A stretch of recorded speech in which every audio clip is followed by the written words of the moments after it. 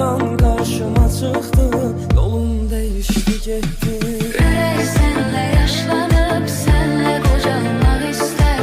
Ümid sən ayrılarkən yanında qalmaq istər. Verəndə son qərarın, ömrümün ilk baharın, əlindən ixtiyarın gedərkən almaq istər.